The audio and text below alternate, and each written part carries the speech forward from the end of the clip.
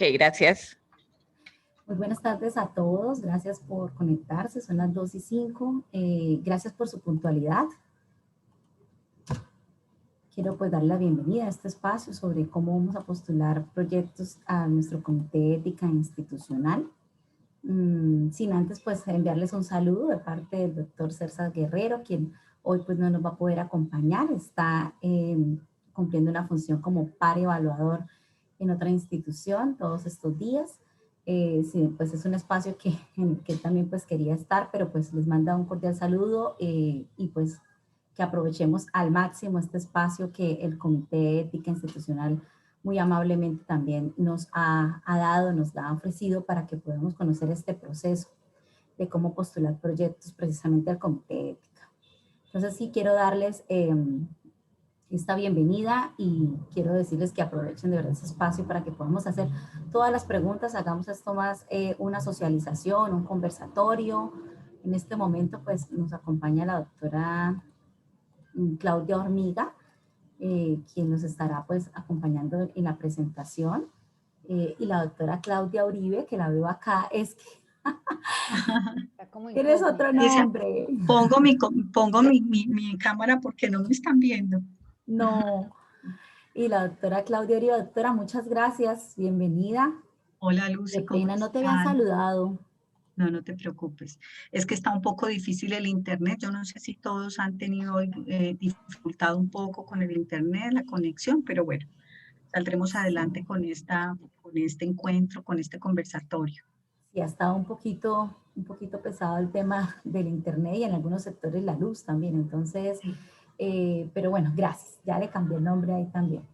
Qué rico ver gente no solo del área también de la salud, sino de todas las áreas de conocimiento. Tenemos personas de sociales, de ingeniería, derecho, salud, ¿sí? Ambiental. No quiero ciencias económicas, administrativas y contables también los veo. Entonces, tenemos aquí variedad de público. Bueno, como es un espacio corto, les voy a enviar por el chat también el formulario para que por favor registren su asistencia y en ese correo pues les estaremos compartiendo la grabación también de esta sesión para que la puedan nuevamente retomar. Doctora Claudia y doctora Claudia Hormiga, muchas gracias y a todo el comité también por este espacio.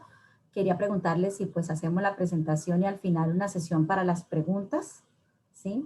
Sí, completamente. Vamos a socializar algunos documentos, algunas cosas de procedimientos del comité, pero lo más importante, creo yo, de este encuentro es primero que nos conozcan, poder familiarizar a los investigadores con el Comité de Ética para la Investigación de la Universidad, que conozcan un poco el trabajo que hemos venido haciendo desde el año 2013. Pero también pues nos interesa muchísimo poder dar claridad a las inquietudes y las que yo me imagino que quedarán también algunas inquietudes que deberemos consultar o que tendremos que tener en cuenta para dar posteriormente alguna respuesta. Listo. Entonces, pues siendo así, le doy paso a la doctora Claudia Uribe y con la presentación. Te voy a hacer coanfitriona, o no sé si Claudia me vaya a presentar. Claudita también está conmigo acompañándome y está la doctora Diana también. Diana Alexander también. Sí, Alexander también está. Bueno, entonces yo invito a los miembros del comité que nos están acompañando, que si es posible prendamos un poquito la cámara un momentico para poder comenzar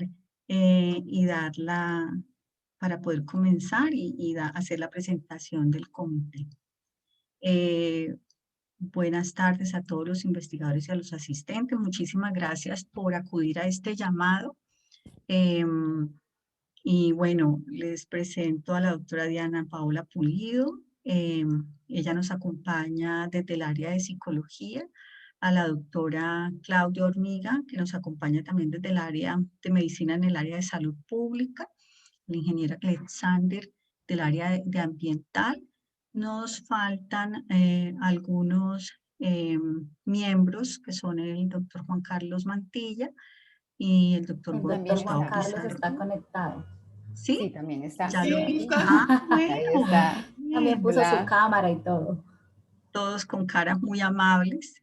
Eh, y bueno, entonces nos faltaría solamente creo que el doctor Gustavo Pizarro. Andrea también se encuentra. Andrea también, que viene, Sí. y Andrea Carolina Rivera Sur. Y para socializar un poco el comité también, pues quiero decirles que en corto tiempo, espero, en un corto plazo, estará ya completamente funcionando el primer subcomité de ética para la investigación que estará apoyando los trabajos de pregrado, los trabajos de los estudiantes, los trabajos de algunas especializaciones. Pero pues estarán trabajando ese subcomité con nosotros, en conjunto con el comité central. Es una forma de poder dar ya respuesta a las necesidades de la investigación en la universidad, pues que cada día sabemos que son mayores. Claudita, ¿presentas tú? ¿Presento yo? ¿Lo coloco yo? Pues espera, yo voy a compartir entonces pantalla.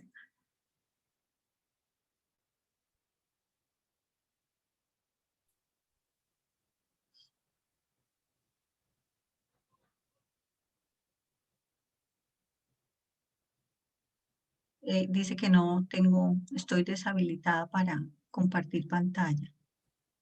¿Intentas tú? Sí. Un segundo.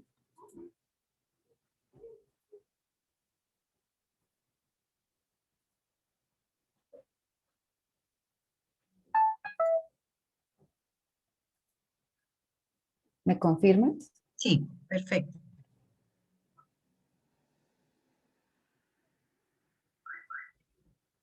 Te proyecto y tú presentas o cómo hacemos. Como quieras. No, dale, es que tú eres la presidenta. Bueno, sí. My president. Dale. Ajá, dale.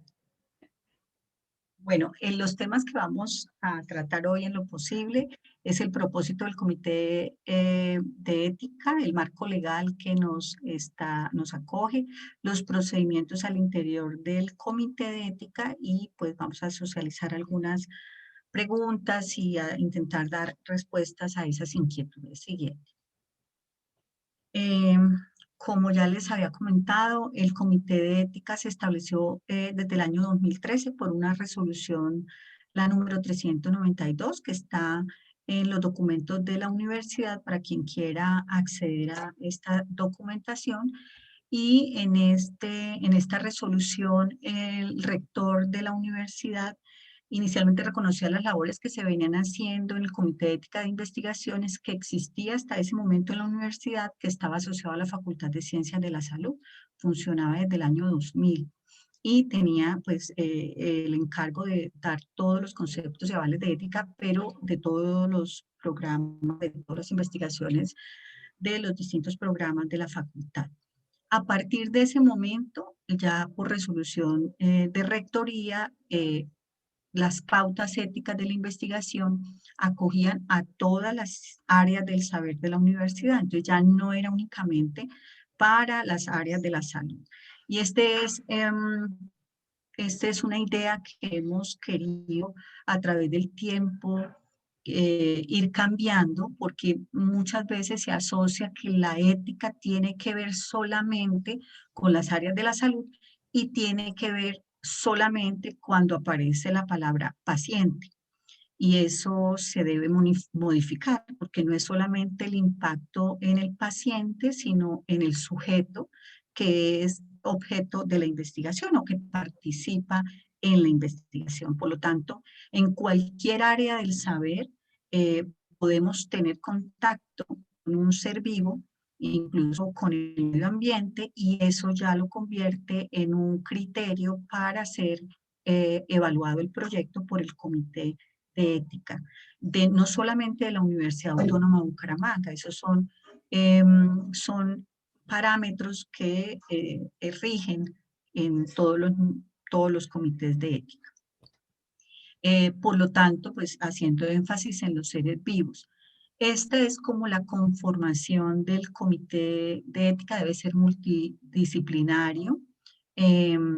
En este momento somos 7 las personas o los miembros del comité de distintas áreas del saber, y para quienes vayan a estar interesados próximamente, la resolución va a ser modificada y vamos a empezar a participar en convocatoria para ser miembros del comité. Entonces esa es una idea que se está trabajando desde el año pasado y que probablemente a mitad de año puede ya ser realidad.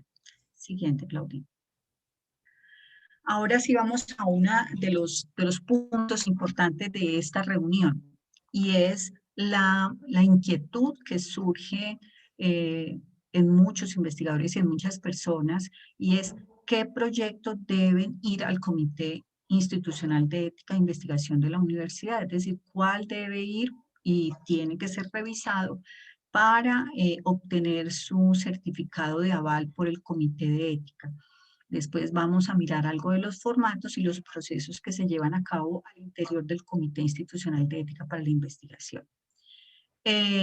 Uno de los proyectos, o lo importante es que el proyecto se formalice ante la Dirección de Investigaciones de la universidad, ya sea por convocatorias internas o externas, que sean proyectos de los investigadores que son docentes de la UNAP, tiempo completo o medio tiempo, y lo más importante, y está subrayado, que tenga que ver con seres vivos, especialmente con seres humanos, incluido el material biológico o su información, ya sea un solo ser humano, una sola persona o muchas personas, independiente de que el contacto que tengamos con esta persona sea con relación a su salud o no. Es decir, no necesariamente el proyecto tiene que ser enfocado en el ámbito de la salud y la enfermedad.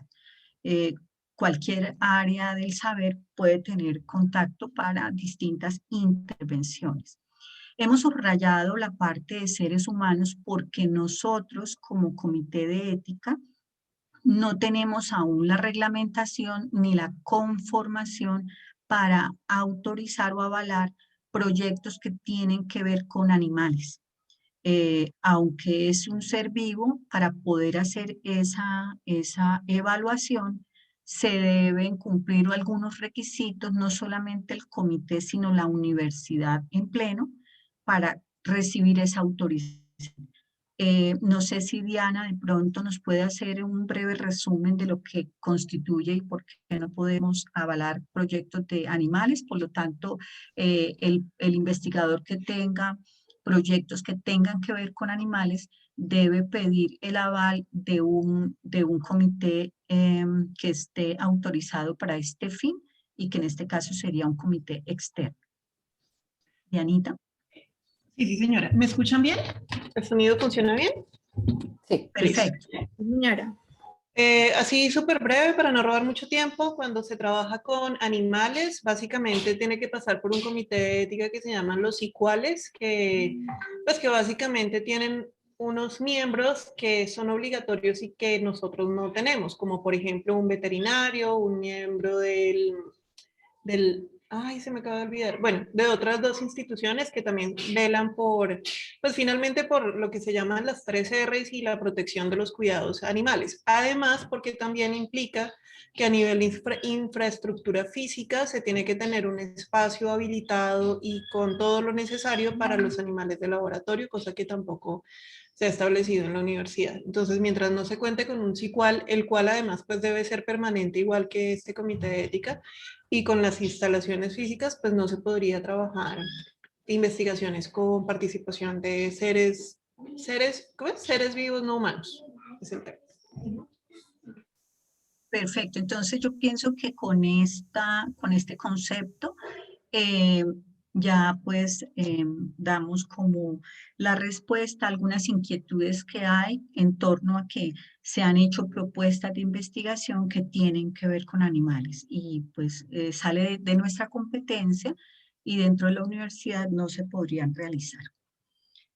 Los proyectos que van, por lo tanto, al Comité de Ética de la Investigación, se ha tomado como modelo la resolución número 8430 del 93 del Ministerio de Salud, es una resolución pues antigua, pero que dentro de esos niveles de riesgo que ellos establecen, nos dan algunas pautas o parámetros para que sea aplicado incluso a investigaciones que no tienen que ver específicamente con enfermedad, con el proceso de salud y enfermedad.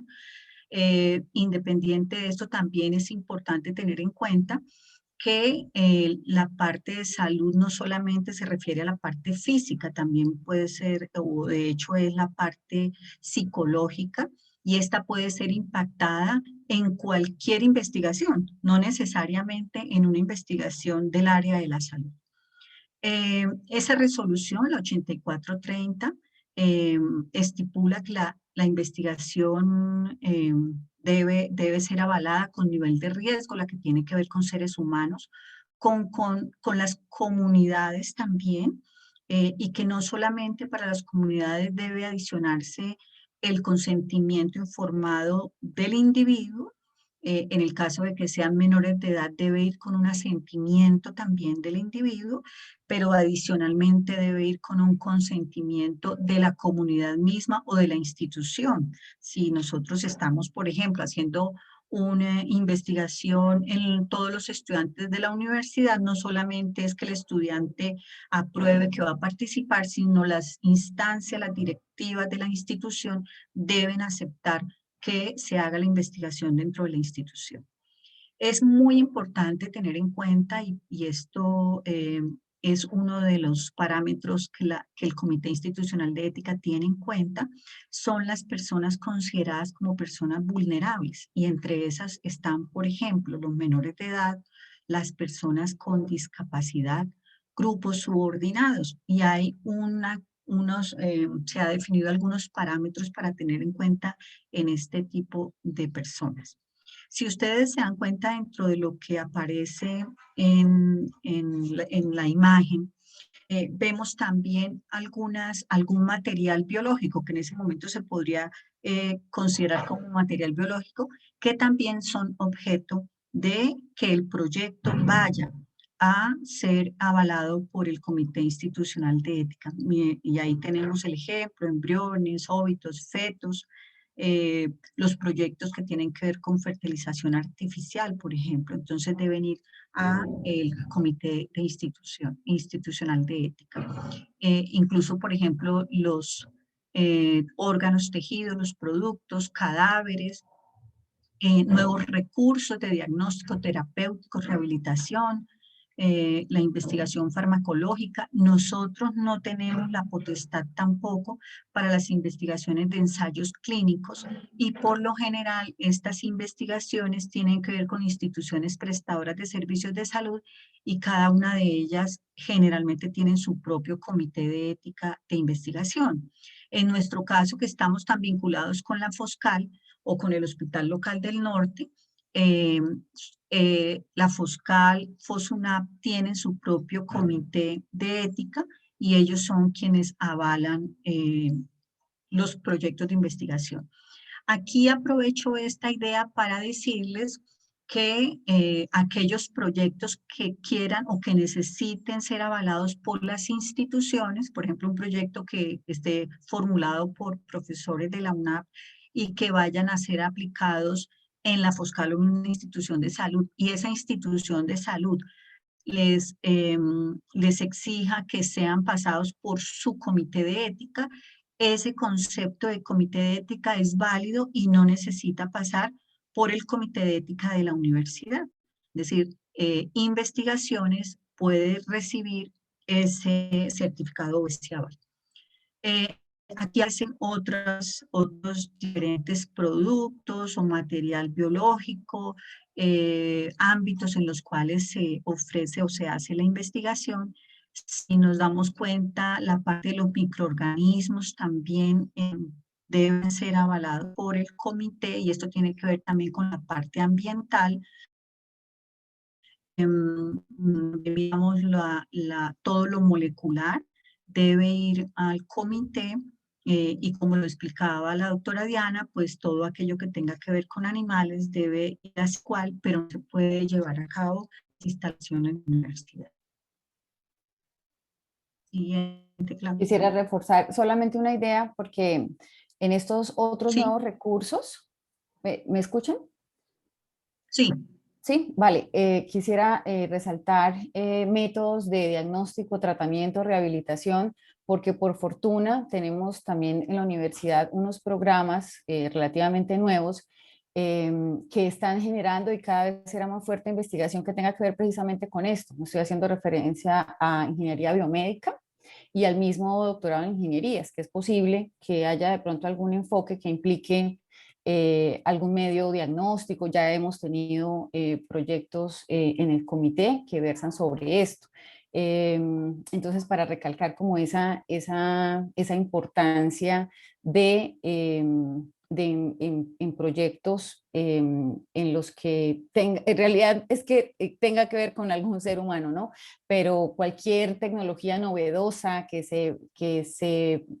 se diseñe, se produzca, que vaya a tener utilización en seres humanos, pues requiere también entonces esta revisión por el comité. perfecto. Siguiente.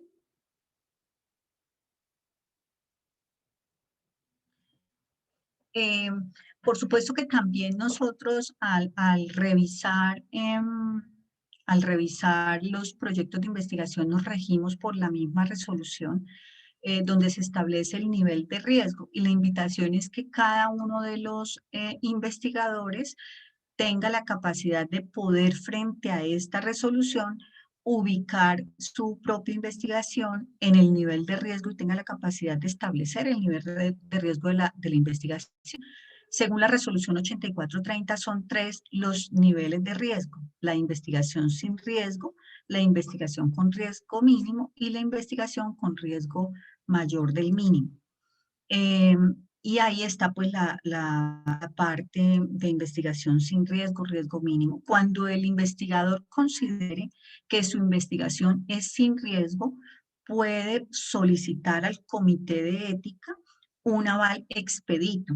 ¿Y esto qué quiere decir? Que podemos hacerlo por fuera de la reunión general del comité de ética. Lo hacemos con un menor número de miembros y se puede hacer el aval mucho más rápido. Y esta es una ventaja. Esto no lo tenían muy claro los investigadores, pero eso solamente se hace con las investigaciones sin riesgo. Se considera una investigación sin riesgo las que, por ejemplo, emplean los datos de la persona, técnicas y métodos de investigación documental retrospectivo. Hoy en día hay un poco de dificultad con esta parte por todo lo de habeas data y tratamiento de datos. Y aquí pues ya hemos empezado a tener bastante limitación en la autorización porque requiere pues que en muchos de estos casos que tenga el consentimiento informado de la persona y existen algunas excepciones a esta norma y a esta regla. Quien desee, tenemos la documentación. Dentro de esas excepciones, por ejemplo, es que la información que tenga la historia clínica del paciente sea objeto de vigilancia en salud pública y que se haga un estudio epidemiológico para como aportar al conocimiento de alguna información. En este caso, por ejemplo, que estamos en esta pandemia de COVID, pues ahí hay algunas cosas que ya el habeas data permite que se pueda abordar esa información clínica de los pacientes. Hemos tenido casos, la parte de habeas data es muy importante. Yo pienso que deberíamos revisarla muy bien porque la información de la historia clínica se considera, esa tiene una normativa especial y absolutamente nadie puede tener acceso a esa información excepto el médico tratante, únicamente y exclusivamente para el objeto que amerita que el médico esté ahí. Y el médico tratante, conociendo el diagnóstico del paciente, no puede compartir el diagnóstico con externos, menos que el paciente haya autorizado esa parte. Entonces, esta información es muy importante tenerla en cuenta en la construcción de la metodología de los distintos proyectos de investigación. Para nosotros como comité de ética, tener claro esa metodología es fundamental, por eso a veces le insistimos bastante al investigador que por favor complemente la metodología porque debe quedar escrita y plasmada casi que el paso a paso en el documento, porque pues esto podría llegar a instancias legales con la Superintendencia de Salud, que es la instancia que vigila el cumplimiento del habeas data. Pues se han tenido casos en que las personas se molestan mucho porque un externo sabe que esa persona sufre de alguna enfermedad, entonces podría tener dificultades. Aquí también no solamente estamos protegiendo la confidencialidad de los datos de la persona, sino también al investigador, para que el investigador pues de pronto sin intención pueda estar de pronto llegando a una situación que le genere dificultad. Sin riesgo también se consideran aquellos en los que no va a haber ninguna intervención ni ninguna modificación intencionada en las distintas variables. Y quiero que miren ustedes ahí la palabra psicológicas o sociales de los individuos que participan en el estudio. Eso va a impactar cualquier investigación de cualquier área del saber. No necesariamente son alteraciones biológicas o fisiológicas. Entre estos se consideran la revisión de la historia clínica, entrevistas, cuestionarios y otros en los que no se le identifiquen ni se traten aspectos sensitivos de su conducta. Aquí es importante tener en cuenta que la simple observación de la conducta de un individuo o de una comunidad ya amerita que se haga un aval por el comité de ética. No sé si algún compañero quiera complementar esta parte. Diana, Claudita, bueno, alguno no. Pues por defecto, uno entiende que una entrevista, un cuestionario, pues es un contacto que no implica pues realmente riesgo, pero ahí hay una cosa importante y es que no se traten aspectos sensitivos de la conducta, ¿sí? Hay entrevistas que pueden tocar temas muy sensibles de la vida de las personas y entonces ahí ya no es tan fácil por defecto catalogarlo como investigación sin riesgo. Exacto. O en poblaciones especiales también es muy importante, ¿no? Porque así sean cuestionarios, entrevistas a población que es una población especial, ya sale de este parámetro de ser considerada como investigación sin riesgo. Entonces son como muchas variables que se deben tener en cuenta en el momento en que estamos haciendo el aval para un proyecto de investigación. Ahí yo agregaría precisamente el tema de que muchas veces, aunque pareciera ser que una entrevista, sobre todo en el caso de psicología, pero no exclusivamente en el caso de psicología, que la entrevista se puede pensar no tiene ninguna implicación, es sin riesgo, pero hay algunas preguntas que tal como Claudia mencionaba ahorita pueden generar un impacto a nivel emocional no esperado por el investigador. Entonces allí, digamos que para el comité es muy importante poder conocer, por ejemplo, esos instrumentos cuando se van a utilizar, sea entrevista a profundidad, el tipo de entrevista que sea, o el instrumento que vayan a utilizar. Y lo segundo también allí que quiero mencionar, me parece importante, es que muchas veces es importante precisamente en ese análisis ético considerar cuál sería la ruta, y eso también queremos conocerlo, cuál sería la ruta para actuar en caso que. Entonces, por ejemplo, si se considera que las preguntas pueden generar un impacto emocional o una crisis emocional o cualquier tipo de implicación psicológica, se consideraría que debe tener algún tipo de atención la persona. O sea, yo no puedo simplemente decir, se termina la entrevista y chao y mucha suerte, que te vaya muy bien, sino que yo tengo que brindar algún tipo de atención. Si yo no estoy capacitado o no tengo la competencia para dar la atención que puede necesitar la persona, entonces debo tener una ruta sobre dónde remito o a quién le pido ayuda en el, sí, o sea, qué voy a hacer con esta persona que puede en algún momento tener algún tipo de reacción. Creo que eso sería importante. Perfecto, muchas gracias. Es muy importante realmente y debe quedar explícito en la metodología. Por eso es tan importante, creo que durante todo este momento estaremos reforzando, pues que lo que tiene al alcance el comité para hacer la evaluación ética son los documentos escritos que el grupo de investigación, el investigador principal ha remitido. Entonces, por eso es tan importante que todos esos aspectos metodológicos que tienen que ver con la población, de cómo se contacta a la población, de quién es exactamente, qué características tiene esta población, en qué consiste exactamente la participación de la población en la investigación, tiene que quedar muy detallado. Realmente son cosas que el investigador tiene que tener muy claro, porque ese es su proyecto de investigación. Lo que es supremamente necesario es que quede explícito en el protocolo para poder tener elementos para hacer entonces esta revisión ética. Perfecto. Claudia, me gustaría responder a Sí, Manuel Franco de sí. manera muy rápida. Gracias. Bueno, es que tengo aquí en el chat unas preguntas que de hecho creo que hay unas muy importantes que pueden responder muy bien Claudia Uribe y Claudia Hormiga, de Paul Camacho y de Si quieres, la leemos, Marta doctor Juan Hincapié. Carlos.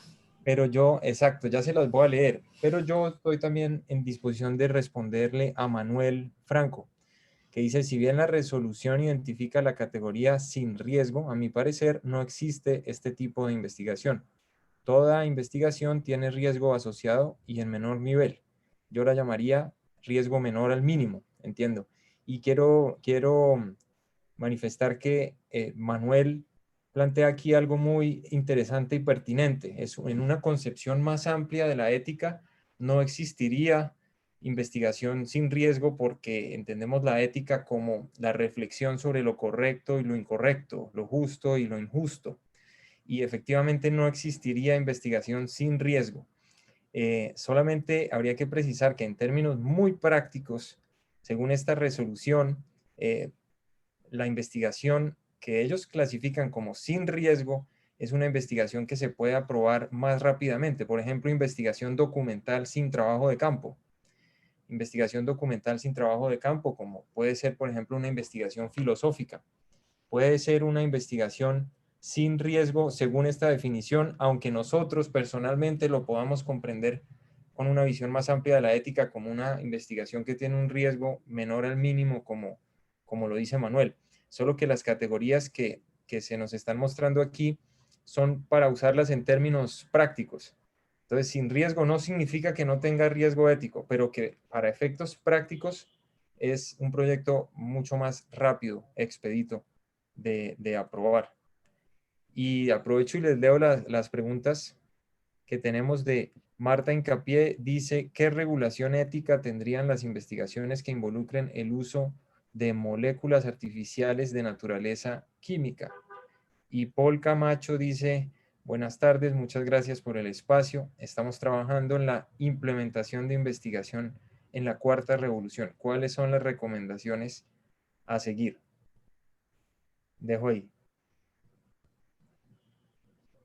Bueno, la pregunta del doctor Paul Camacho es una pregunta de actualidad y realmente es un reto, ¿no? Es un reto en el que, al que debemos pasar los comités de ética, teniendo que ver pues con toda esta parte de la cuarta revolución industrial.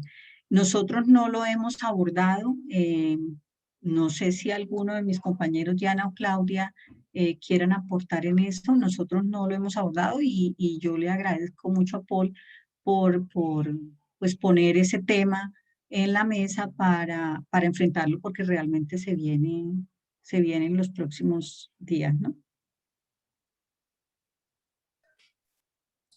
No, pues en mi caso tampoco conozco mucho sobre el tema, pero nos vamos a poner en la tarea, eso sí lo puedo prometer. Vamos a revisar muy bien cuáles pueden ser esas implicaciones para poder tener la información clara. Más adelante, si ustedes quieren, perdón, habla Mario Guevara, más adelante, si ustedes quieren, puedo darles un entorno legal de eso. Mario, si quieres de una vez. Bueno. Sí, gracias. Bueno, primero que todo, ya casi la mayoría me conocen, llevo muchos años en la universidad. Yo fui de los miembros fundadores del Comité de Ética cuando era solamente la Facultad de Ciencias de la Salud, por allá en el año 2000, hasta el año 2013, cuando se crea el comité ya institucional de ética en investigación y actualmente pertenezco al Comité de Ética de Investigación de Euromédica. A ver, no sé si va a ser una mala o buena noticia. Realmente nosotros no nos regulamos solamente por el decreto de 1990. En el año 2001 se creó la Comisión Intersectorial de Bioética, y eso es un asunto más técnico de derecho que cualquier otra cosa, donde se integraron prácticamente todas las resoluciones, empezando por la resolución de Helsinki del año 2000, y todas las pautas de los comités de ética internacionales, y se creó un protocolo, que es el que realmente estudiamos en investigación biomédica y en investigación en humanos, que es el protocolo de la Organización Internacional de las Ciencias Médicas y del Comité Internacional de Derechos Humanos y de la Organización Mundial de la Salud del año 2002, que es el que integra toda la legislación y todos los instrumentos éticos que hoy en día, a través de un mecanismo que se llama convencionalidad, están dentro del derecho colombiano. Es decir, no solamente nos regimos por nuestra legislación interna en el punto de vista ético, sino por todas las resoluciones que se emiten desde la Organización Internacional de las Ciencias Médicas y de la Organización Mundial de la Salud. Por lo tanto, todos los campos de intervención en seres vivos son asuntos éticos y todos tienen solución y todos están contenidos dentro de esas resoluciones y dentro de esos protocolos de atención. Entonces, no hay nada por fuera del estudio del análisis ético, porque prácticamente cualquier regulación internacional a través de ese Comité Intersectorial de Bioética creado en el año 2001 se integraron a la legislación colombiana. Es decir, nuestro universo de respuesta a cualquier asunto ético es un universo gigantesco, no está solamente limitado a la legislación interna nuestra ni a la legislación de 1990. Es más, tenemos algo muy simpático. Lo que regula la investigación en animales es anterior a la regulación en humanos, es de 1989, por ejemplo. Entonces, primero regulamos la investigación en animales y después regulamos la investigación en humanos, un año después. Entonces, todo tiene respuesta. Y cuando hablamos de seres vivos, hablamos desde el punto de vista del microorganismo, desde la célula, al tejido humano, al tejido animal y a los seres vivos como tal, incluyendo la investigación en cadáveres. Entonces, no solamente están los seres vivos como tal, lo que conocemos como seres vivos que caminan y que vemos, sino los que no vemos también están incluidos en estas resoluciones y en estas pautas de análisis ético.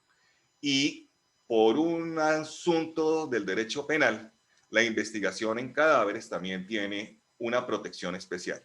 Y es la protección del irrespeto a cadáveres, que es un artículo del Código Penal que evita que podamos utilizar tejidos humanos sin las debidas autorizaciones para hacerlo. Y por último, que ya es la cereza del pastel, la ley 1581 del 2012, la ley de habeas data, que regula absolutamente todo lo que tenga que ver con datos personales. Por lo tanto, hoy hablar de que hay una investigación sin riesgo, que es para la pregunta que estaban haciendo, es casi imposible. Así nos ciñamos a la resolución, así nos ciñamos al decreto y a la ley. Hoy en día, no hay nada, absolutamente nada, que no deba pasar por un análisis ético. Puede ser, en el caso de investigación documental, meramente documental, como la que hacemos en derecho, de jurisprudencia, donde haya una sola sentencia que estemos analizando, donde haya una mención a menores, prácticamente se convierte ya en un riesgo, y aquí sí ciñéndome lo que acaban de decir, o inferior al mínimo o superior al mínimo, pero con riesgo cero o con riesgo mínimo, como está en esa antigua ley de 1990, hoy en día no se puede hablar que hay ningún tipo de investigación. Prácticamente todas son un riesgo superior al mínimo, así sea por un puntito. Eso era el aporte que quería hacer, pero todo tiene respuesta, es decir, no hay un solo aspecto en este momento de investigación que no tenga su fundamentación en protocolos nacionales o internacionales que están integrados a nuestra legislación y que pueden ser utilizados para el estudio de cualquier investigación la que sea, cualquier investigación. Porque hasta la ley de patrimonio impediría hacer investigación, ¿sí?, sobre una excavación arqueológica sin considerar los aspectos éticos.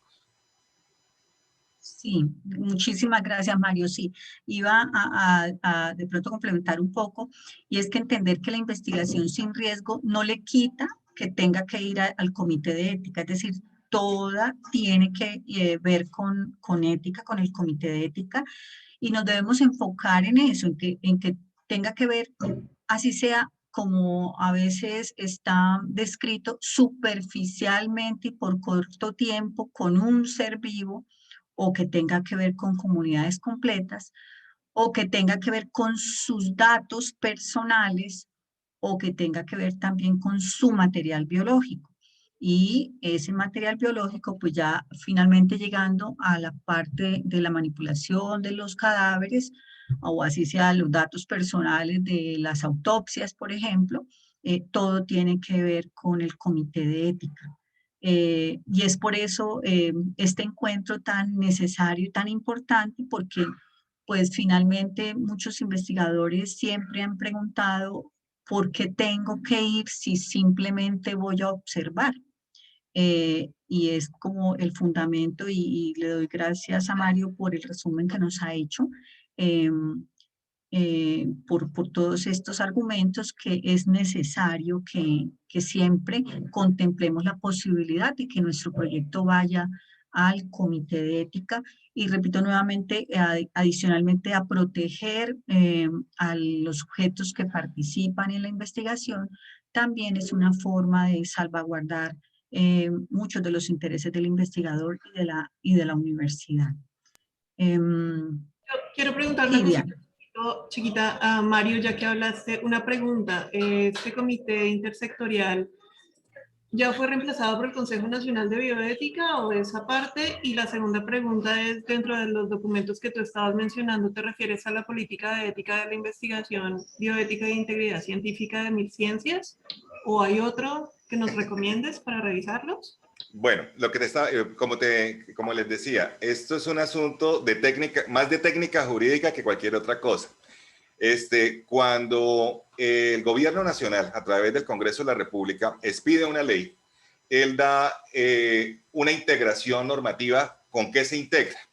Y ese comité intersectorial de ética, que sí, fue reemplazado, pero ese decreto integró a la legislación colombiana la Declaración Universal sobre el Genoma Humano y Derechos Humanos, ¿sí?, la Declaración del CIOMS de Ética en Seres Humanos, la resolución de 1964 y las dos asambleas de Tokio y de Venecia de octubre del 57, integradas también a la legislación colombiana, el Pacto de Helsinki, integrado a la legislación colombiana, ¿sí?, la ley 10ª de 1990, que es la que nos trae aquí, que después se regula a través de una resolución y de un decreto, ¿sí?, porque no es solamente la ley, sino que tiene dos apartes regulatorios. La ley 84, la del 89 sobre experimentación con animales, ¿sí?, que es la parte de protección con animales. Entonces, lo que yo quiero decirles es que no es solamente la ley de 1990 la que regula los aspectos éticos. La resolución, por ejemplo, la resolución 8430 de 1993 es una ampliación y una interpretación de la ley 10ª de 1990, pero también es una interpretación del decreto 2164 de 1992. Por lo tanto, para poder hacer un análisis correcto desde el punto de vista ético, nosotros tenemos que integrar todo eso. No es un solo cuerpo normativo, no nos regulamos solamente por la ley 10ª de 1990 en los comités de ética, nos regulamos tanto por todo lo internacional. Es más, hay un documento que de pronto ahorita se lo subo por el chat, que tiene una guía muy, digamos que muy sencilla de entender de los pronunciamientos del CIOMS sobre la investigación tanto en humanos como en animales, ¿sí?, que es muy, muy ilustrativa. Yo en este momentico la estoy buscando acá para poderla subir al chat, para que puedan tenerla como una especie de derrotero y de guía que hace la integración con la ley 10ª de 1990, para que puedan tener respuesta a todas las inquietudes. Gracias, Mario. Hay un Mil tema gracias. que es que siempre, sobre todo a los investigadores en el área de la salud, les ha preocupado mucho y la expone Paul, y es cómo retomar la investigación retrospectiva, especialmente en el área de la salud, que pues mucha de la investigación se hacía con esta metodología. Por eso es que cada comité de ética cuenta con un integrante del área de derecho, porque hay demasiadas regulaciones que no permiten hacer como esta revisión, y ese ha sido uno de los debates y de los dilemas que se exponen en los distintos encuentros que se tienen a nivel nacional de los comités de ética. No sé si Mario nos puede ayudar, o Andrea Carolina, que es nuestra representante de la parte jurídica en el comité.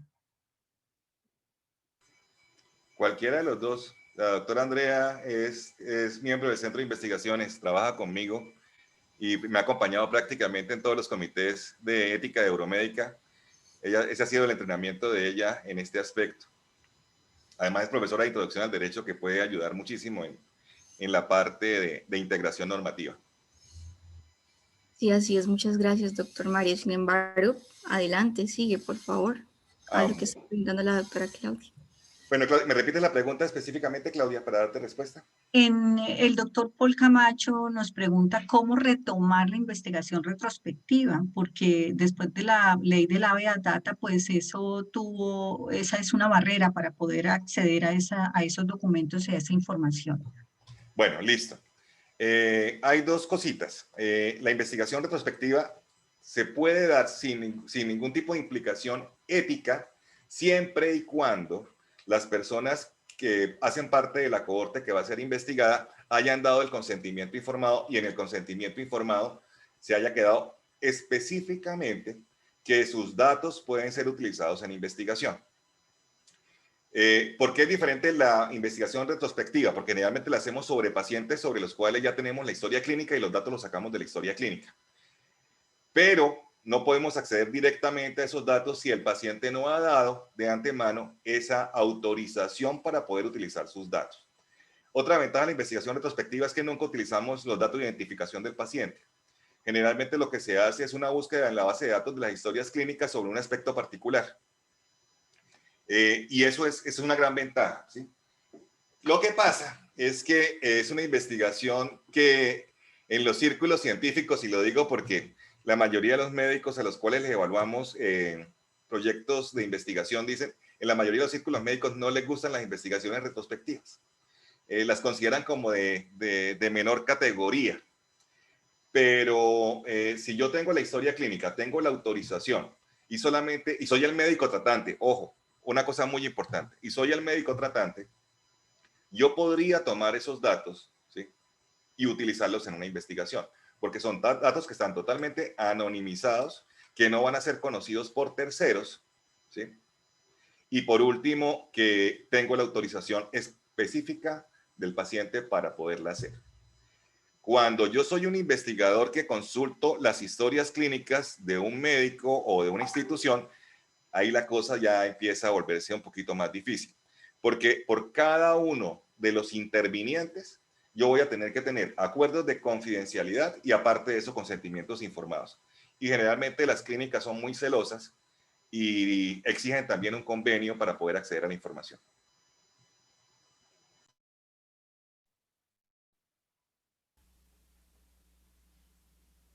Perfecto, No muchas sé si gracias. con eso queda o hay alguna otra cosa sobre él. Que la parte, en un encuentro que tuvimos con los comités de ética a nivel nacional, existen esas excepciones, ¿no?, para el acceso a la información de las historias clínicas. Entonces hay algunas excepciones, son muy pocas, en las que finalmente se puede, dependiendo de la investigación, casi que solo es investigación estadística, en la que se puede acceder a los datos de la información de la historia clínica, sin que haya ese consentimiento informal. Sí, señora.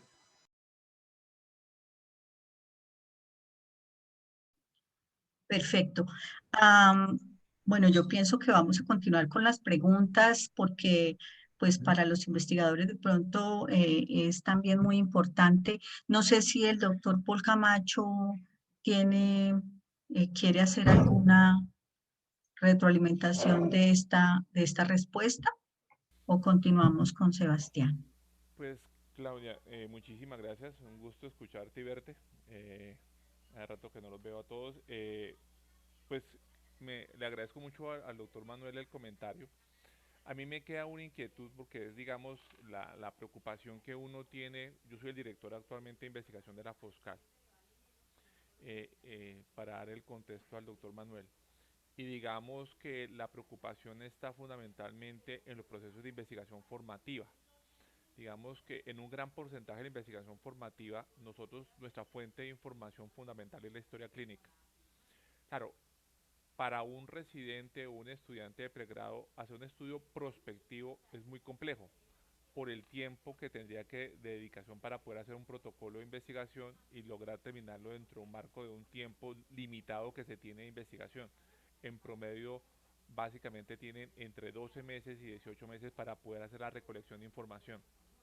Y ciertas condiciones de salud, pues obviamente no nos permiten por los periodos de, digamos, de una forma muy sencilla, como por la misma historia natural de la enfermedad, en ese tiempo es muy difícil poder hacer un seguimiento adecuado de esas condiciones de salud. En ese sentido, por eso la investigación retrospectiva juega un papel protagónico, porque podemos hacer o estudios retrospectivos puros o podemos hacer estudios que llamamos nosotros de doble vía o doble sentido, que son los ambispectivos, en donde tomamos información del pasado y hacemos parte prospectiva, pero es muy importante.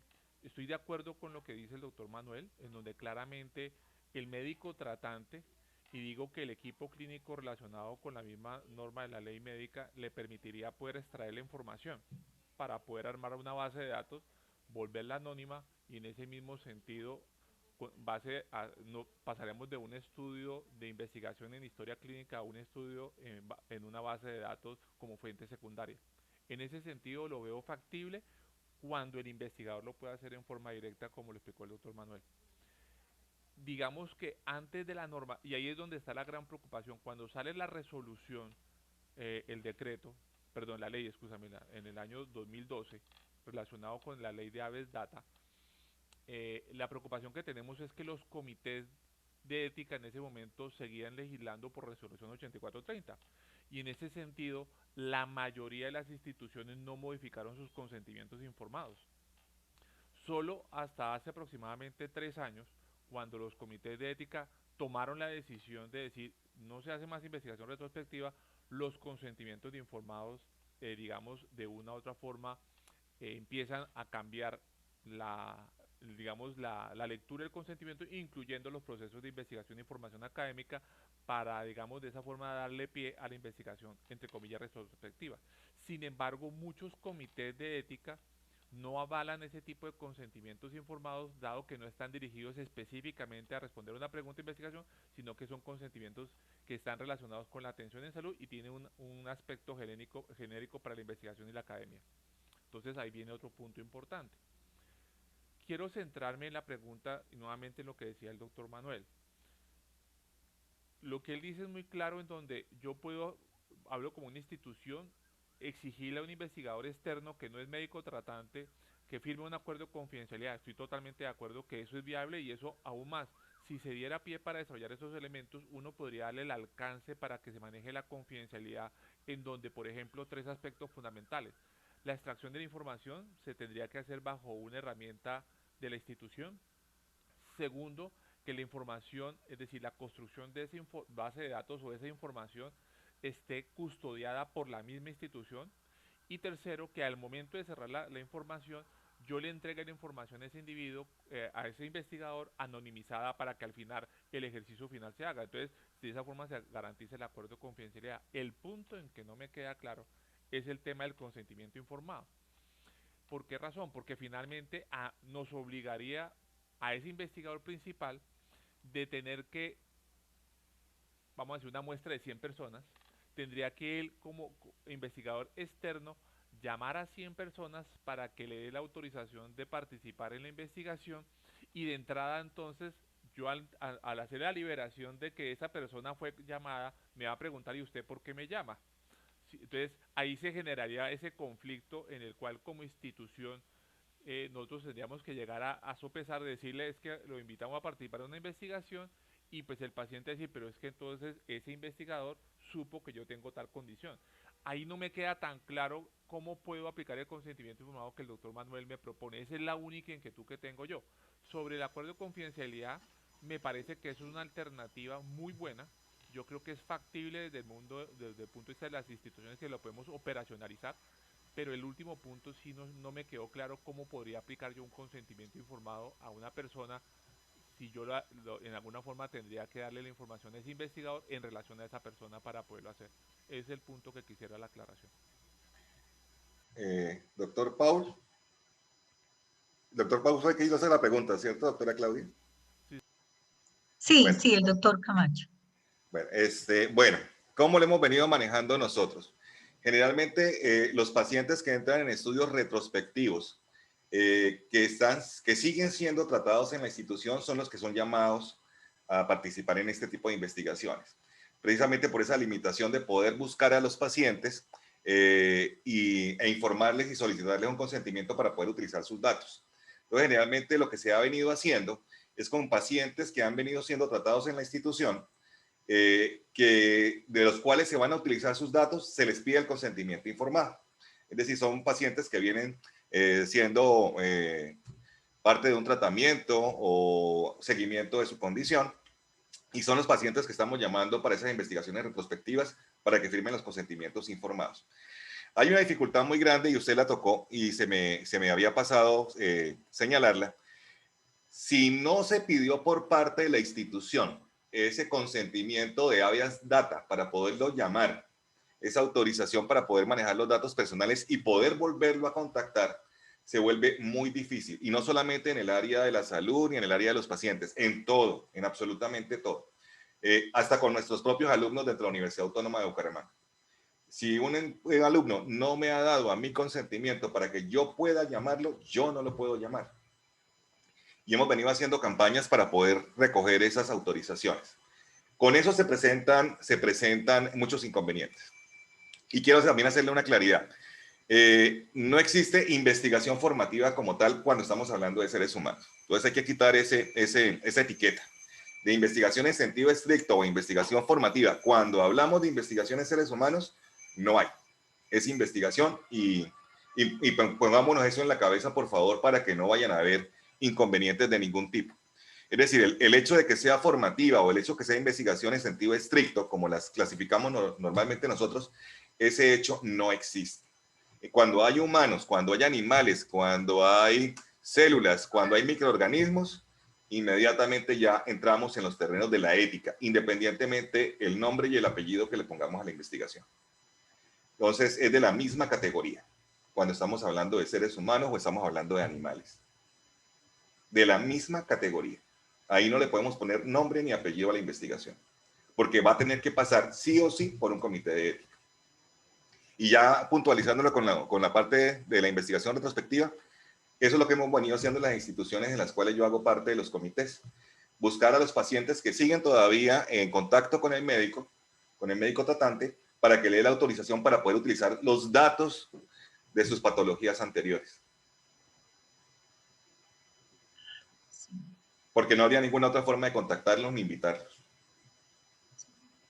Y debe ser el médico tratante. El canal de conexión es el médico tratante, ojo. No puede ser la institución. Debe ser el médico tratante que se pone en contacto.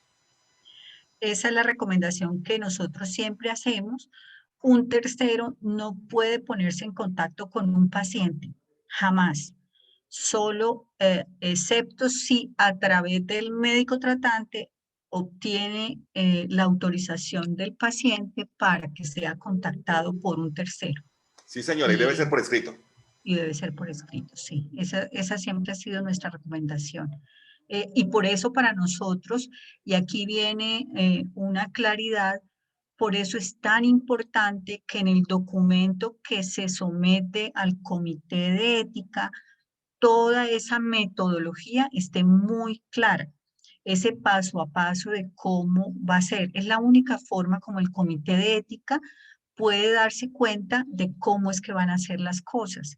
Metodologías que son demasiado resumidas y que a veces lo hacen solo por etapas en un diagrama, no le permiten al comité de ética darse cuenta de cómo van a hacer el contacto, cuántos pacientes, todas las consideraciones que hay que tener en cuenta cuando se trabaja con los pacientes o sus datos personales, es importante para nosotros tenerlo.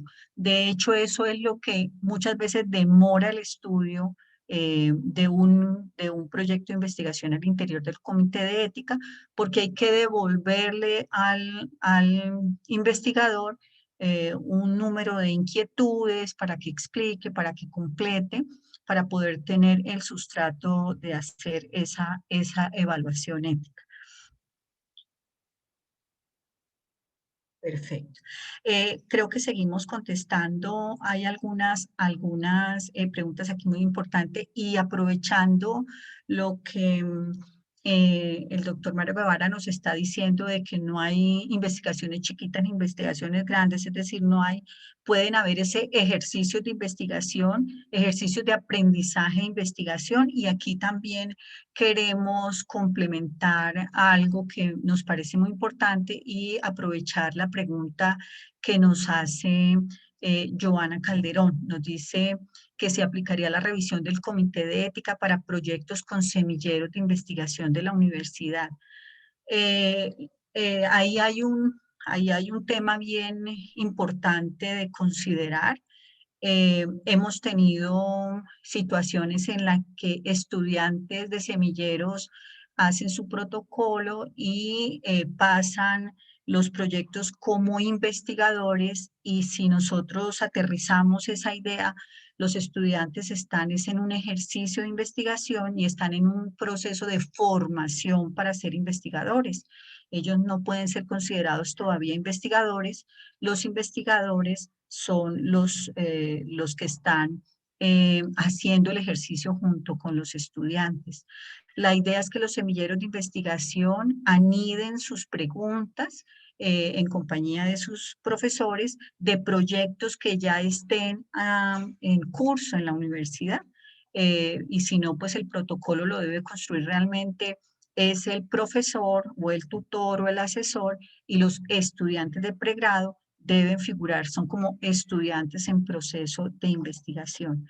De esta forma, esos productos o esos proyectos de investigación que están asociados a semilleros de investigación de la universidad también deben pasar por el comité de ética, es decir, y lo ha explicado muy bien el doctor Mario Guevara también, todo proyecto que contemple la participación de seres vivos, de su material biológico o de datos de los seres vivos,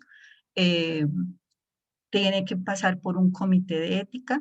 Nuestro comité de ética ha cambiado la forma en que viene funcionando. Nos estamos reuniendo todas las semanas. Antes nos reuníamos una vez al mes y a veces 2 o 3 dependiendo de las circunstancias, pero en este momento nos estamos reuniendo todas las semanas para poder dar respuesta a los proyectos de investigación de los profesores, y se está creando el subcomité de ética que va a tener un poco a cargo la revisión de los proyectos de los estudiantes de pregrado y los proyectos que tengan que ver con semilleros de investigación.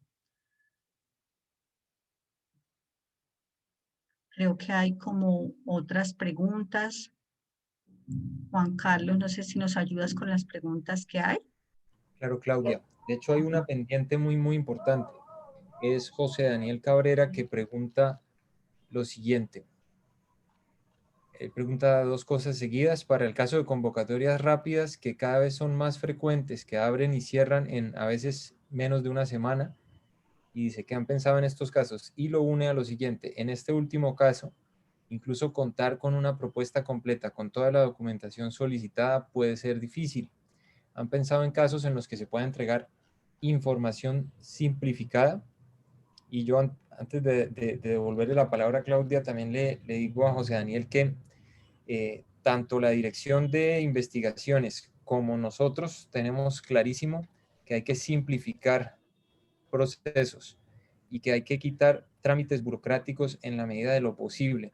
Simplificar para que el investigador se pueda concentrar en lo verdaderamente importante. Entonces, eso sí estamos intentando hacerlo. Esa es la idea, que la investigación sea sobre lo importante y no se pierda todo el tiempo haciendo muchos trámites que muchas veces son repetitivos y es lo mismo en distintas instancias.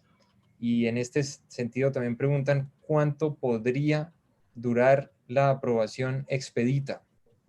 Esto lo pregunta también José Daniel Cabrera. ¿Cuánto podría durar la aprobación expedita? Esa pregunta se la dejo a Claudia, porque hay que ver si es desde el momento en que se entrega el proyecto o desde el momento en que nos lo entregan a nosotros. Y también pregunta Sebastián Ovalle, una vez el comité ha aprobado un proyecto, ¿qué tipo de seguimiento le hace? Entonces te dejo esas preguntas, Claudia. Bueno, gracias, Juan Carlos.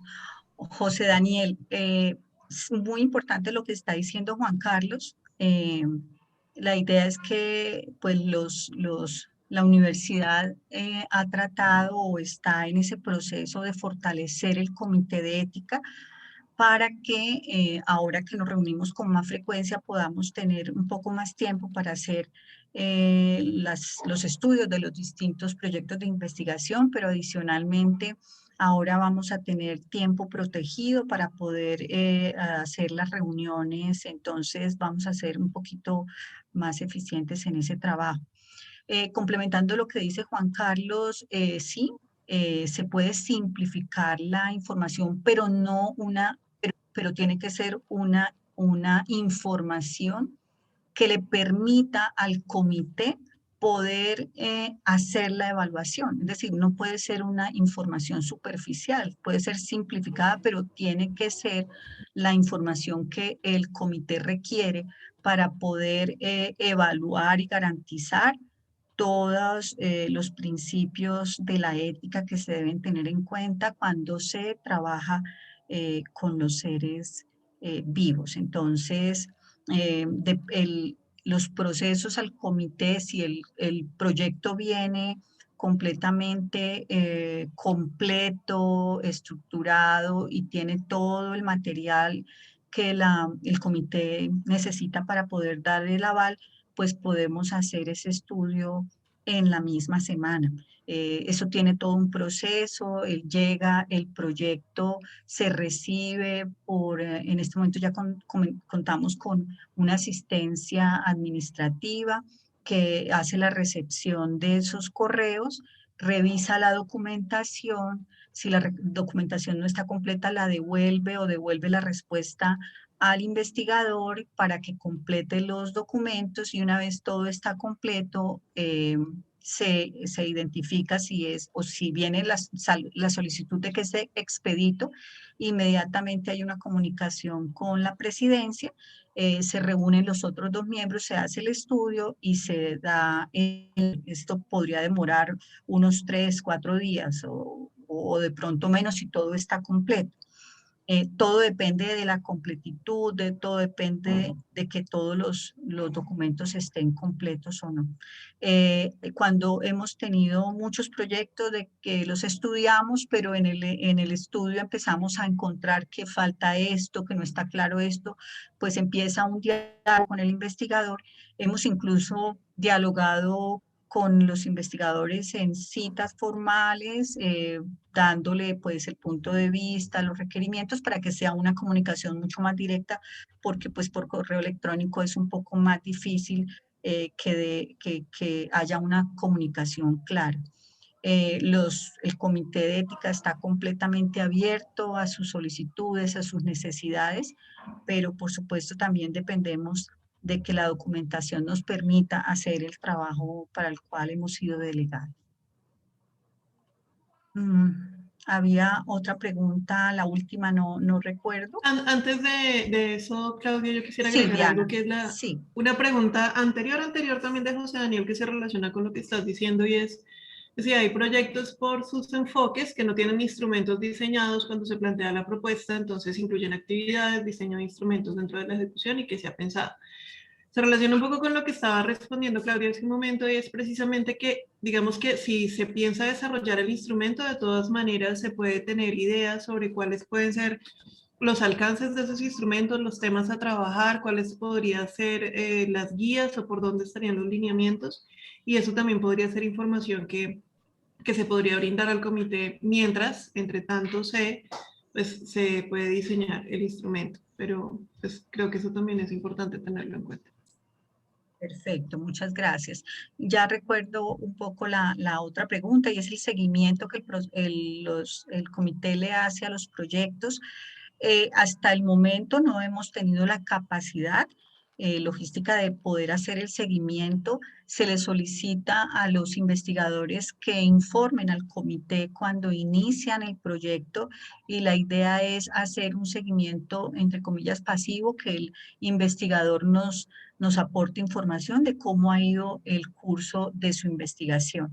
Si se presenta algún evento distinto, algún evento adverso, algo que no estén esperados, pues la idea es que el comité pueda tener conocimiento de cómo ha sido el curso de la investigación e incluso cuando la investigación ha finalizado, de qué manera la investigación ha concluido con su trabajo, para poder darle cierre a esos proyectos de investigación.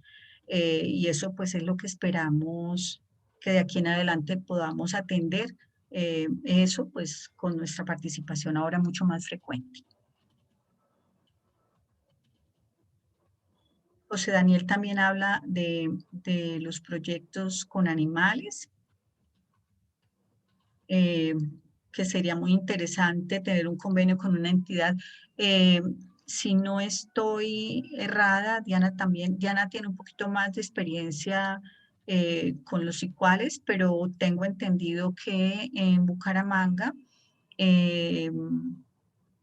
la UCC, si no estoy mal, tiene un comité de ética para animales, entonces creo que sería una posibilidad que los investigadores puedan acceder a ese comité.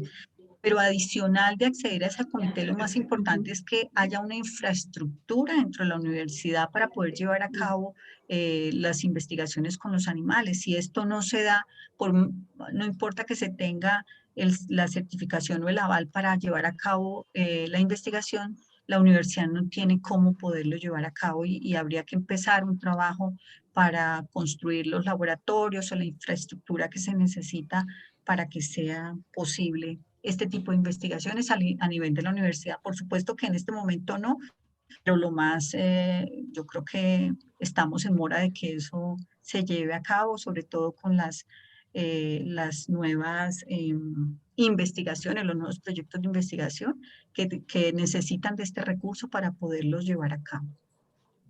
Sí, yo quiero agregar ahí, efectivamente, es que no es solamente contar con el aval, es tener toda la infraestructura física para el laboratorio, sea lo que sea que se vaya a hacer, ¿sí? Entonces, si se va a tener un animal no humano vivo en ciertas condiciones, se tiene que verificar y hacer un seguimiento constante de, por ejemplo, la iluminación, comida, bueno, un montón de cosas que implica, pues, tener un ser vivo no humano allí. ¿Cierto? Entonces se puede tener un convenio, pero el tema es que hasta donde recuerdo, y pues igual hay que profundizar también en estas sentencias, por ejemplo, que Mario nos acaba de copiar allí, pero digamos que se tiene que estar haciendo ese seguimiento constante y por lo tanto el comité o el CICUAL debe ser activo y constante. En cambio, si se hace un convenio, generalmente los convenios son para eventos ocasionales, es decir, se presenta el proyecto, se analiza y se responde, pero pues el CICUAL tiene una serie de tareas que son cotidianas en torno precisamente a lo que estamos mencionando. Por eso, digamos que ahí hay que revisar esto y también es, pues digamos que dentro de esto estamos pendientes de hacer el contacto con la Asociación Colombiana para la Ciencia y Bienestar de Animal de Laboratorio, que es donde están todos los ICUALES de Colombia. Entonces, en cuanto vayamos avanzando con la tarea, pues también les iremos contando. Diana, tú estás en el programa de psicología, ¿cierto? Sí, señor, soy la directora del programa. Sí, ya, gracias. No te conocía, es la primera. Yo trabajé en psicología como desde el 2003 al 2008. Mucho gusto, doctor. Mucho gusto a ti, contigo. Bueno, una pregunta. Es que yo sé que en el programa de psicología había un proyecto, y no sé si alguna vez se desarrolló o no se desarrolló, que era el laboratorio de análisis para procesos conductuales. No sé si alguna vez se desarrolló o se alcanzó a dejar en proyecto o algo, porque precisamente nos vimos abocados a no conseguir casi ningún tipo de autorización para montar el laboratorio de trabajo en animales en la universidad. Por lo que tú mismo dices, que no es solamente tener el comité para analizar el proyecto, sino el seguimiento que se le hace a cada uno, porque cada uno de los animales está etiquetado y cada uno de los animales tiene hoja de vida y cada uno de los animales da razón, ¿sí? Y creo que por eso no sé si se abandonó o se continuó con el proyecto de laboratorio conductual. Hasta donde tengo conocimiento, no. Pues primero no existe y no hay ningún proyecto, pero Juan Carlos está por acá. Juan Carlos Riveros, tú que eres nuestro analista del comportamiento animal, ¿me ayudas a responder la pregunta del doctor Mario? Yo te doy conectado, Juan Carlos.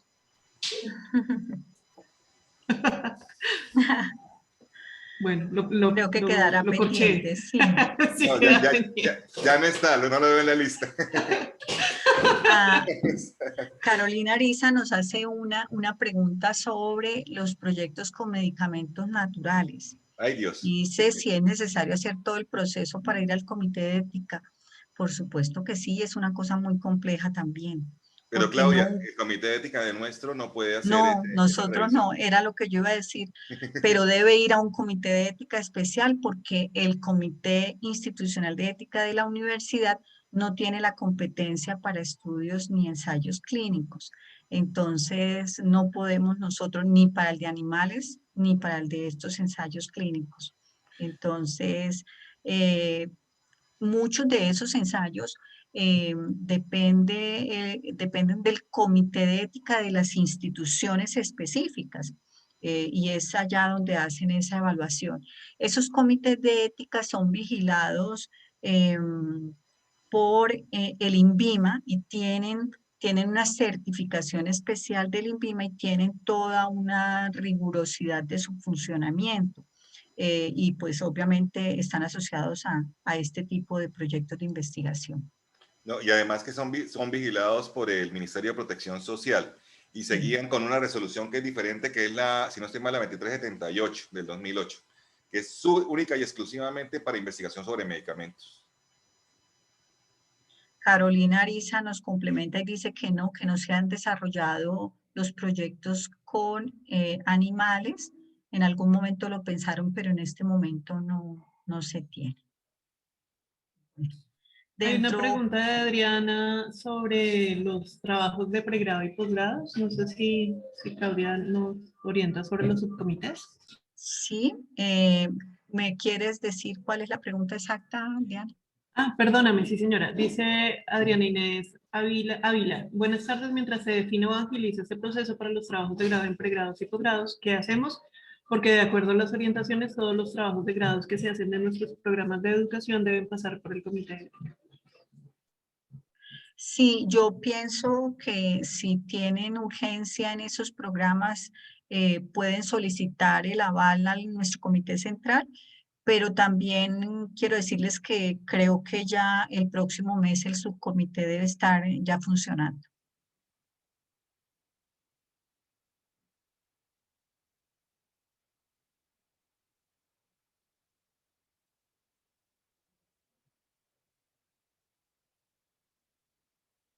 Ah, sí, dice aquí Paul que si es un estudio clínico sin medicamentos o dispositivos médicos, el comité los puede revisar, por supuesto que sí.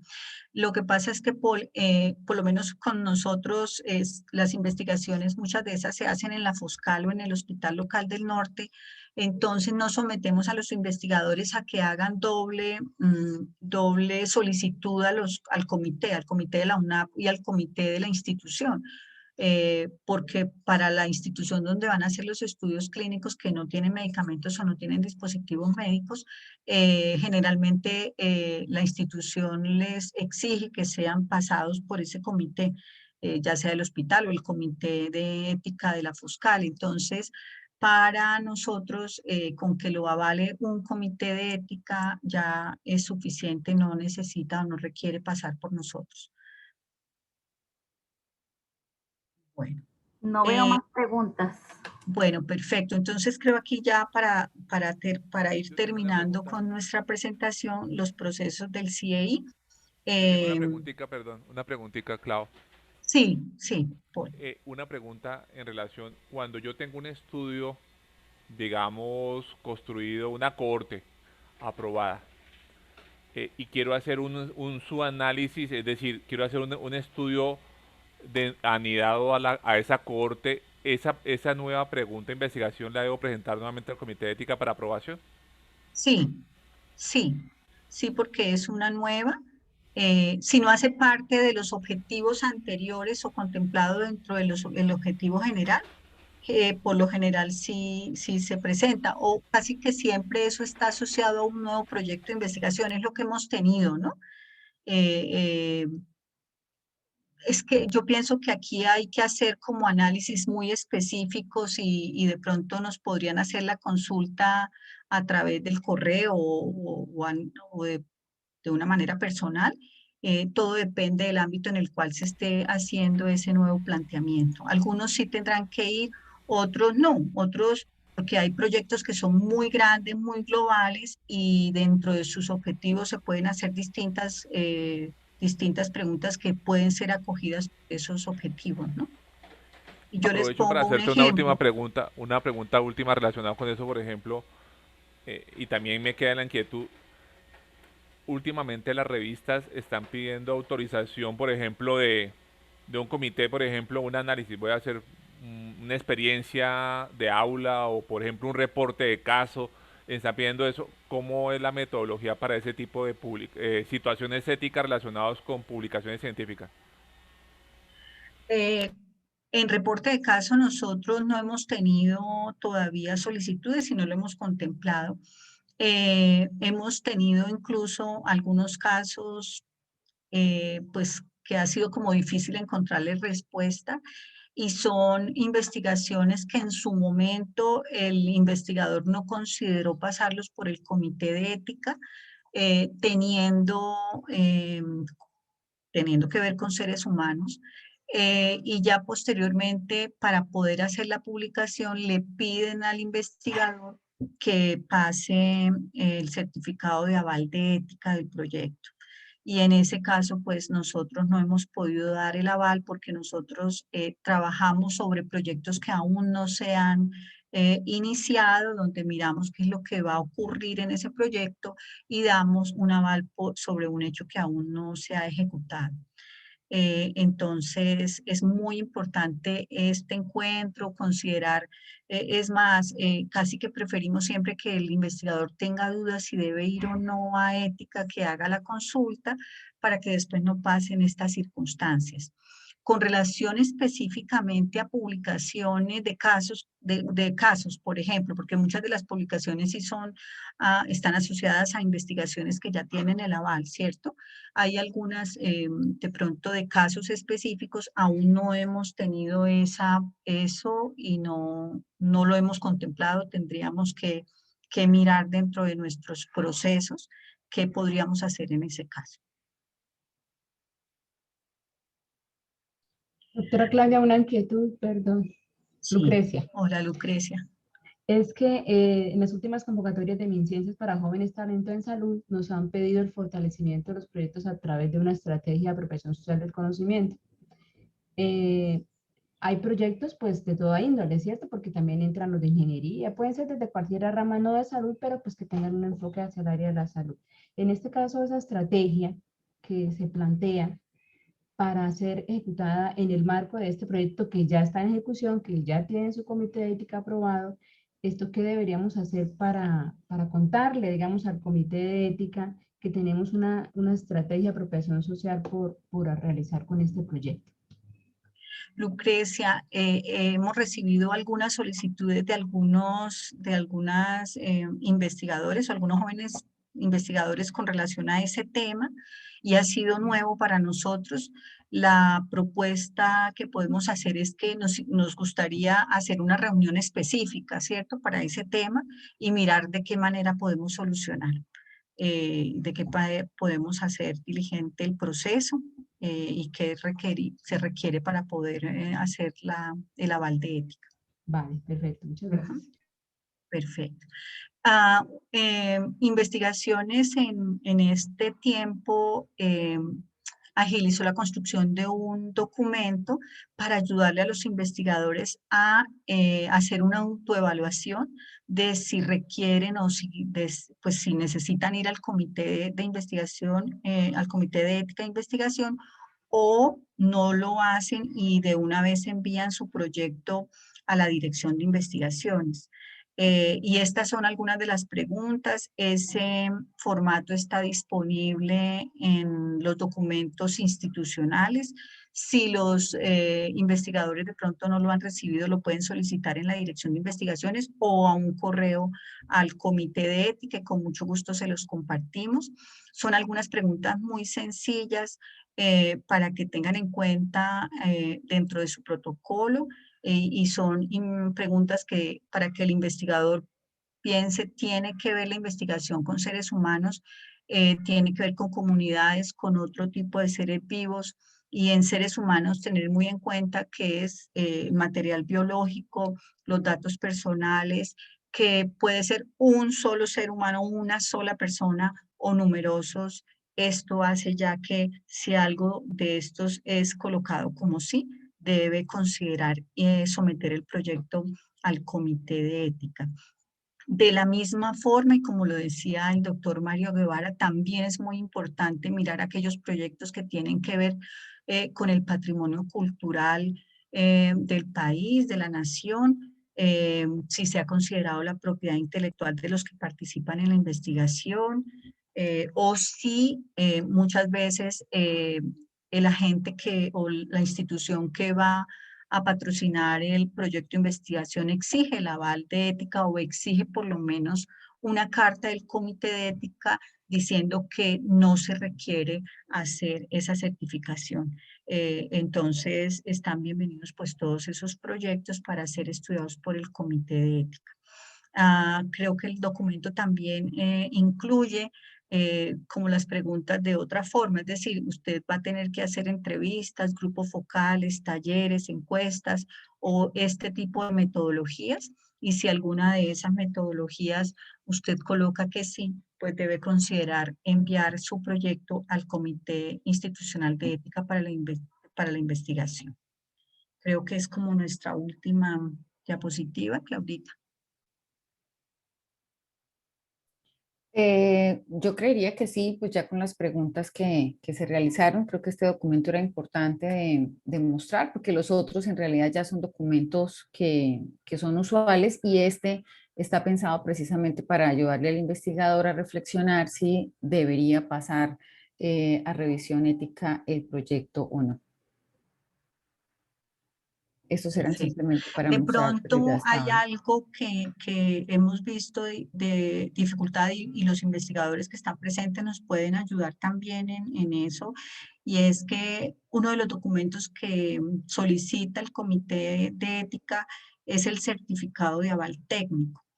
Y muchas veces, depende de la facultad del programa, no saben quién firma eso. Nosotros estamos en el proceso de identificar en los distintos programas o en las facultades quiénes son las distintas instituciones que podrían tener ese rol. Los que hemos identificado, por supuesto, los distintos centros de investigación de las facultades que deben tener o deben construir o deben formar un comité técnico para hacer el aval de estos proyectos de investigación. En algunos otros programas funciona el comité curricular y en algunos otros el comité de posgrados, ya sea maestrías o doctorados, que es el que avala las tesis de grado. Ellos podrían dar ese aval del comité técnico. También hemos encontrado que pues así tengan el certificado de aval por el comité técnico, muchos proyectos adolecen de información que es importante para el comité de ética, tener en cuenta a la hora de mirar cómo es que se están protegiendo los sujetos de investigación en todos sus ámbitos, y por eso muchas veces tenemos que responderle al investigador que por favor complemente su protocolo para poder tener esas herramientas. Las coordinaciones de investigación, si no hay alguna, una de las preguntas es que si las coordinaciones de investigación pueden dar el aval técnico cuando no existe el centro de investigación de la facultad. Yo creería que sí, porque no hay una instancia superior. Lo importante es que sea producto de un proceso realmente de estudio técnico del proyecto. Es una forma de ayudarle también al investigador. Yo siempre he visto estos comités como una cosa positiva para el investigador, porque es la mirada de varios ayudándole a que ese proyecto de investigación sea mejor o por lo menos sacar algunas debilidades y fortalecer el proyecto. Entonces, pues solicitamos que sea un proceso pues muy cuidadoso para que ya pues a nosotros nos facilite bastante pues el trabajo que estamos haciendo al interior del comité. Bueno, creo que por ahora, si hay más preguntas, yo les agradezco muchísimo la permanencia. Es nuestro primer encuentro. El Comité de Ética desea poder llegar a ustedes con otros temas muy importantes para considerar en el momento de hacer los proyectos de investigación o para considerar siempre que tenemos que ver con estos seres vivos. Muchas gracias a usted, doctora Claudia, por esta intervención, a doctora Claudia Hormiga, a todos los miembros del comité que hoy nos acompañaron. Creo que, vea, muchas gracias, nos escriben por acá. No tenemos más preguntas. Gracias, doctor Juan Carlos, gracias, Diana, por acompañarnos, y a todas las personas que pues también con sus preguntas nos ayudaron a resolver, Andrea, todas estas dudas que a veces pues nos dan al momento de presentar las propuestas, ¿no? Yo quiero aprovechar, Lucy, para decirles a todos los investigadores, pues realmente al interior del comité somos también investigadores y también tenemos muchas dificultades. Cuando hacemos investigación realmente somos un grupo pues que estamos para ayudar. No vean al comité de ética como alguna barrera para que no hagan investigación. Yo pienso que debe haber un acercamiento para que vean al comité de ética como una instancia que lo que desea es proteger al investigador, proteger la institución y proteger a los sujetos de investigación dentro de las competencias que tenemos, y muchas veces no tenemos las competencias y tenemos que buscar asesores que nos ayuden en la evaluación de los distintos proyectos de investigación. Pero somos de puertas abiertas, lo que requieran, por favor, comuníquense con nosotros, que pues estamos para ayudar a que la investigación crezca, que sea una investigación de muy buena calidad y que todos estemos protegidos. Claro que sí, pues muchas gracias a todos, y como lo decía la doctora Claudia, pues también en la Dirección de Investigaciones, con mucho gusto, si no podemos resolver la inquietud, pues la remitimos también, y directamente también con el comité. Gracias por el espacio, y pues nada, de verdad que estos espacios son muy importantes porque sí nos hacen muchas preguntas a veces que tampoco sabemos cómo dar esa respuesta, y pues ojalá que los hagamos también pues más seguidos, ¿no? Sí, ok. Pues un abrazo para todos, un feliz fin de semana, que descansen.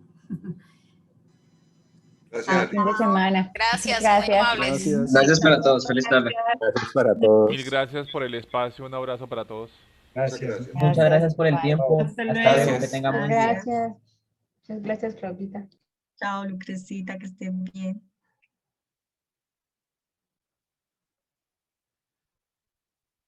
Mis queridos compañeros, creo que llegamos aquí, nos toca la otra semana porque ya es tarde. Eso iba a preguntar, como Sí, nos quedan no. como 20 minutos. Ya es tarde, yo creo que ya nos quedamos acá, nos despedimos. Doctora Claudia Hormiga, Sí, Claudita ya Dime. está ahí todavía. tú eres la anfitriona. Por Finalizo. favor. ¿Sí? Entonces nos vemos la próxima semana. Muchas gracias, Alexander, Andrea, Diana, Claudita, Juan Carlos, por acompañarnos. Adiós. Muchas Gracias. gracias. Chao. Chao.